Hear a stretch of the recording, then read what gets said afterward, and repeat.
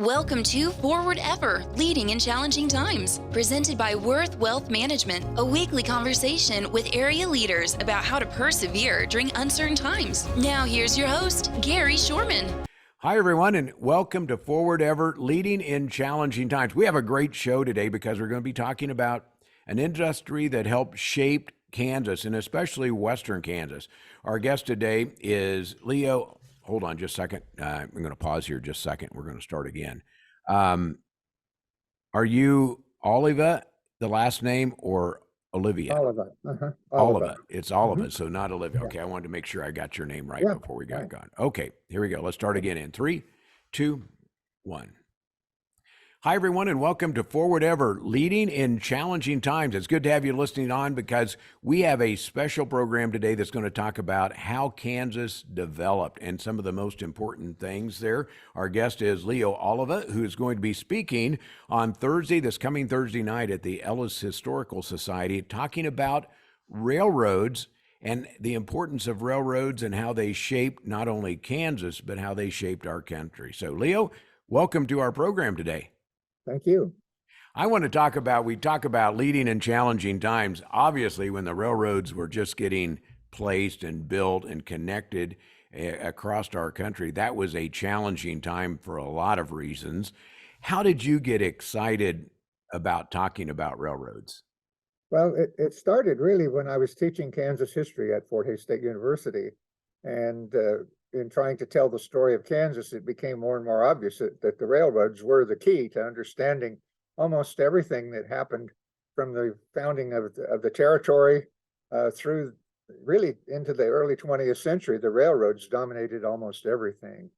And I have made the comparison that trying to tell the story of Kansas without the railroads would be like trying to tell the story of the Grand Canyon without including the Colorado River. It's just that important.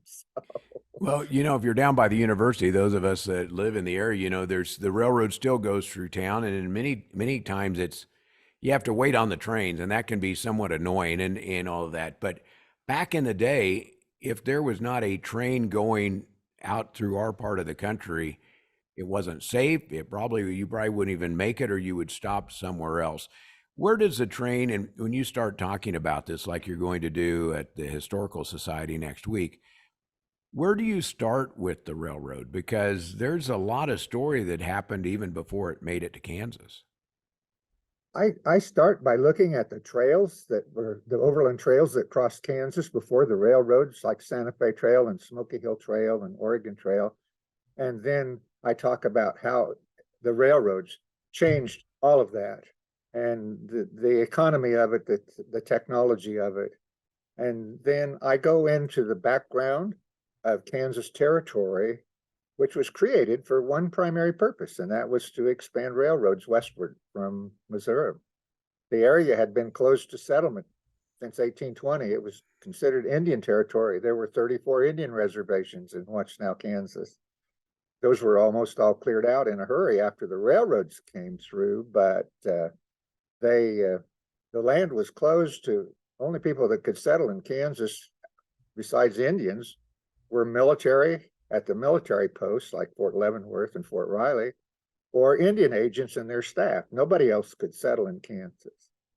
But after the war between the United States and Mexico, we took 3/5 of Mexico, and California became a free state in 1850. There was immediate talk, we need to build a transcontinental railroad. Railroads had built into really the Mississippi Valley area about as far as they had gone. And the expansion westward, the only route open for a railroad to California was through Texas and New Mexico territory that included what's now Arizona. But almost all the railroad corporations, the big companies, were in the northern states of New York and Philadelphia, Baltimore, Chicago. And they did not want a railroad going from the south to California. But everything western Missouri and Iowa was closed territory. So this led to the new legislation, the Kansas-Nebraska Act, to open these territories primarily to expand railroads. And as a result of that, the Southerners wouldn't vote for it in Congress. They said, you know, we've already got a route. Why should we give you a route? Well, then they came up with the plan. That 1820 decision had closed everything north and west of the southern border of Missouri to slavery. So they said, we will reopen that area to slavery, which the South really wanted because the balance of free states to slave states was in favor of the free states by this time. And so they got the votes, but what they didn't anticipate was the anti-slavery movement that turned Kansas Territory into what we call Bleeding Kansas, this warfare that took off between the pro-slave and the free state people. So that was, and that's before any railroads were ever built in Kansas. yeah, that's before any railroads. And so we have this conflict going on that leads directly into the Civil War. I mean, I think a case can be made. There are all kinds of compromises, you know, prior to this that avoided war. But when Kansas became a free state, because they were thinking, you know, Kansas and Nebraska, that one territory could become free and the other slave, and, you know, this would sort of help the balance. But it didn't turn out that way. We had, you know, we were fighting a war in Kansas Territory in 1856. And, you know, the Battle of Blackjack near Baldwin City is considered by many people the first battle of the Civil War, because it was the issue of whether or not Kansas would become a slave state or a free state. So that had to be settled. And as soon as Kansas Territory was created, the territorial legislature started chartering railroads. I mean, that's the reason they were here. And one of the railroads that they chartered in the first session of the territorial legislature in 1855, they chartered a railroad called the Union Pacific Railway. Well, it was called then the Leavenworth, Pawnee, and Western. Now, Pawnee was to be the capital of Kansas Territory, next to Fort Riley Military Reservation. And they met there for a couple of days, and the people that actually, there were people in the territorial legislature that lived in Missouri that were elected to Kansas legislature, but they said this is too far from home, and so they moved the capital of the territory back to Shawnee Mission at that time. But they chartered four railroad companies, and one of those was the Leavenworth, Pawnee, and Western, later changed to Pawnee, Fort Riley, and Western. And then after the Pacific Railroad Acts were passed in 1862, they changed the name. Everybody wanted to get Pacific in their name. So it became the Union Pacific Railway Eastern Division. And of course, there was the Missouri Pacific, the Central Pacific, the Southern Pacific, Northern Pacific, the Central Pacific, all of these railroads, because that was their goal. We're going to be, you know, building a railroad to the West Coast. That railroad, chartered in 1855, became the first railroad to build across Kansas and completed the line from Kansas City to Denver in 1870. So it starts there right in the territorial period of charting that railroad. The first railroad built in Kansas, however, was in 1860, just on the eve of the Civil War. And it was the Elwood and Marysville Railroad from Elwood, Kansas, in the very northeast corner of the state, or the territory, that became the state. And the reason was the Hannibal and St. Joseph Railroad in Missouri had built from the Mississippi River to the Missouri River, across the river from Elwood, Kansas. So if you start a railroad there, all you have to do is ferry the goods across the river and put them on another train. And what they were planning to do was to, go westward to Marysville and then branch north and join the main Union Pacific that was going to build west from Omaha, and have a railroad in Kansas. Well, they built 5 miles and ran out of money, and then the war started. So nothing happened with railroad construction until the end of the Civil War. But again, the railroads were a major factor in the Civil War. The North had the superiority not only in population and economy, but they had superior railroads and a larger number of railroad systems, and they managed to capture or destroy the bridges of many railroads in the Confederacy. So the railroads were kind of a key to the outcome, played an important part in the outcome of the Civil War as well. But as soon as that war was over, great expansion. From the Civil War into Civil War to 1900, the miles of railroad track in the nation increased about 5 times, from 45,000 miles to over 215,000 miles. And Kansas grew from that 5 miles up to, well, almost 9,000 miles. By 1900, Kansas had more miles of railroad track in operation per capita than any place else in the world, any state or any nation. And that's because of our central location. You know, this was the place to build westward, especially after Kansas City got the first bridge over the Missouri River. That made Kansas City the dominant commercial river in Kansas and the Missouri on the Missouri River. But prior to that, Leavenworth was a more important commercial center. But Leavenworth didn't get that bridge, although they wanted it. But the first bridge, and that made Kansas City the dominant area. And of course, they started building westward from there before the Civil War was over. They opened a line to Lawrence in December of 1864. And then that was extended to Topeka the next year, and then Junction City. And as that railroad built westward, that became the eastern end of the Santa Fe Trail, the Smoky Hill Trail.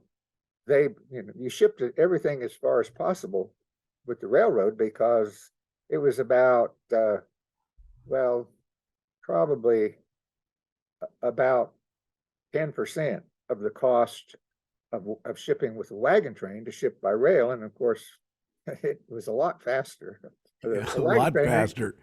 Yeah, more convenient. Well, Leo, I can think of about 100 questions to ask, but we're somewhat limited on time. So my question, I'm going to have a couple. One, what was the impact? Because there's a lot of controversy around the American Native Americans or the Indians that were here and building through that. How did that work? Because you have the Civil War going on, that was taking place, but then you also had the Native Americans that were based all throughout Kansas, and that had to create some controversy as well. Well, the first thing is the railroads wanted all the Indians removed because they wanted settlers that would produce, agricultural crops for the railroad. So, and also the Indians opposed the railroad. I mean, they started fighting against it because they realized that if that railroad gets built, that's the end of our domination of this region. So it's a combination of factors. The railroad actually helped the Army to get the Indians removed to the reservations in Oklahoma. And new treaties were signed with the Southern Plains tribes to remove them. Then there was warfare that followed that because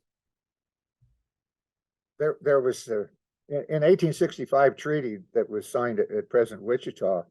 The treaty said that the tribes could continue to hunt buffalo north of the Arkansas River because they needed that food.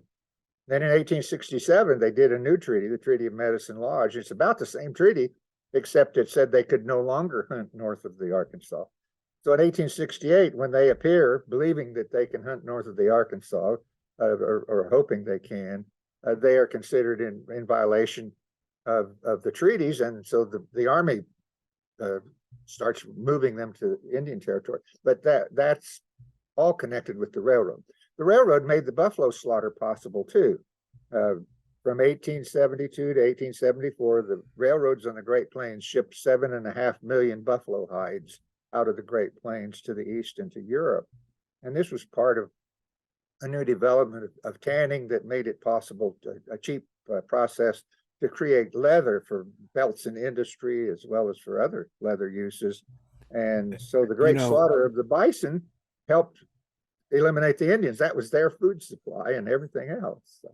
Leo, that's an amazing part of the story too. And again, there's so much history that ties into this, that the railroads were leading that because of the shipment of the hides and doing that. But the number of buffalo that were in this area just was completely almost eliminated during that time period. But if it would not been for the trains, those hides couldn't have made it back. So yeah, there was no other way they could have transported them. And the estimates are that in 1840, there were 40 million bison on the Great Plains.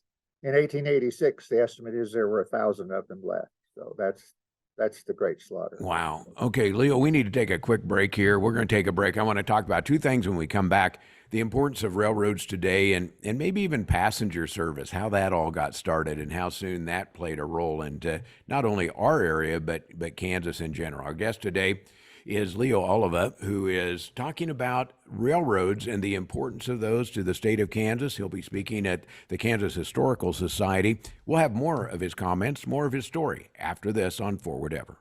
The most successful investors are those that can keep their emotions in check and take a longer-term view at what portfolios will be worth 3 to 5 years down the road. I'd say that's the most important in determining what investor outcomes are. Market corrections will continue in the future. We've seen many of them over the years, only to see equity prices rise higher, and that'll be the case in the future. Worth Wealth Management, enhancing lives and strengthening families. Welcome back to Forward Ever, leading in challenging times. Our guest is Leo Oliva, and Leo is part of a group and has worked in history at Fort Hays State University, teaching history there, that's going to be speaking. Leo will be speaking at the Ellis County Historical Society on Thursday, this coming Thursday, October 19th, at the Historical Society building in downtown Hays, 7th and Main. Leo, we left talking about the importance of railroads. Does the public understand this? Well, everybody wanted a railroad. Every town wanted a railroad. And railroads created towns and destroyed towns. There are an estimated 6,000 ghost towns and dead towns. The dead town, was planned but never got started. Mm-hmm. And the railroad was the key to that. And an example in this area, the town of Nicodemus, the African-American town, it never got a railroad. It was bypassed, and that was deliberate because of the African Americans. It's just like when they laid out the federal highway, it didn't go through Nicodemus. It went a mile away from it. But the railroads created or destroyed towns. My favorite story is the town of Santa Fe in Haskell County. That was a county seat, but the railroad, when they built through, decided to go south of there, and they founded the town of Sublette. And the town of Santa Fe, everything moved to Sublette, and now what was the town of Santa Fe is a cattle feedlot today. So that's just an example of how important the railroads were. And the main lines that were built, like the Union Pacific Railway Eastern Division, of course, Hays was located on that, and so it was a railroad town. It was founded. They moved to Fort at that time to be closer to the railroad. And the town of Hays City was founded as a railroad town. And this would be true of the entire state. Where the railroads went, that's the towns that developed. And no major city in Kansas developed without a railroad in the late 19th century.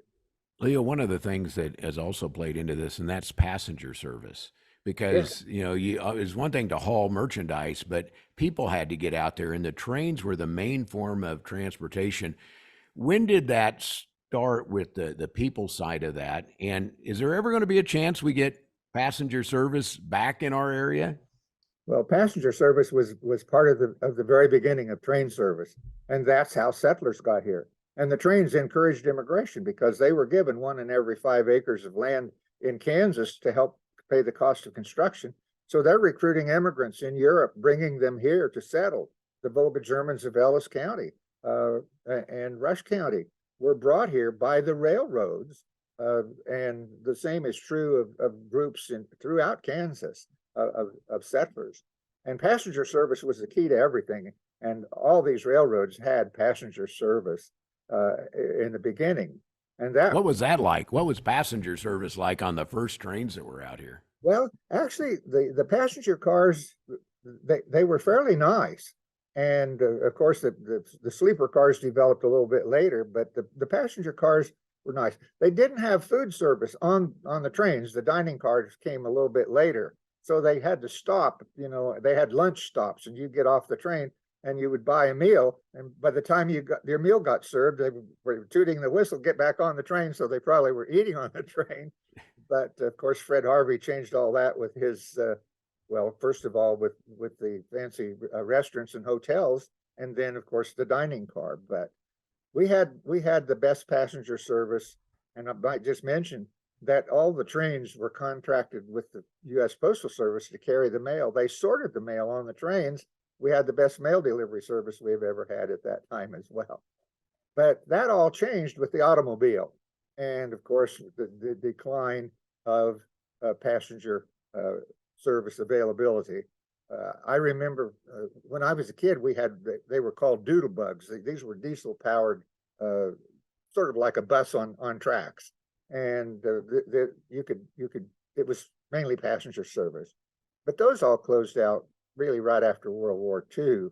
And passenger service in this country, if you compare the passenger service, rail service of all the industrial nations in the world, the United States is at the bottom today. And that's because we just didn't promote it. And, the Europeans have the Japanese, the Chinese, all have these fantastic high-speed rail systems for passenger service. And it's hard for us to keep Amtrak alive. And there are proposals, but I don't see that there's much hope of developing this. I think it would be a great service if we had it. Leo, you're going to be talking about the railroads and all of this at the Ellis County Historical Society building on Thursday night, October 19th. I think your program starts at 7 p.m. that evening, and you'll be talking about that people can ask questions and do some of that. So I'm really pleased that you could join me today on this and talk about it, because there'll be people that may have some questions that want to come out. I assume there'll be some question and answer time for people to ask. Of course, yeah.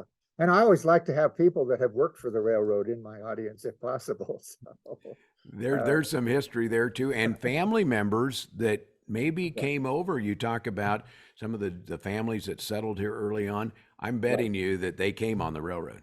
Oh, yeah, for sure. Yep. It's one thing to be on a stagecoach. It's another thing to be on the railroad. It was a different ball game. So, Leo, thank you so much for joining us today. And I know people are looking forward to your presentation at the Historical Society this coming Thursday, October 19th at 7 p.m. Yeah, thank you. I'm looking forward to it. Leo, thanks so much. And thanks to you for listening to Forward Ever. Leading in Challenging Times is brought to you by Worth Wealth Management, where you can live with confidence. I'm Gary Shorman.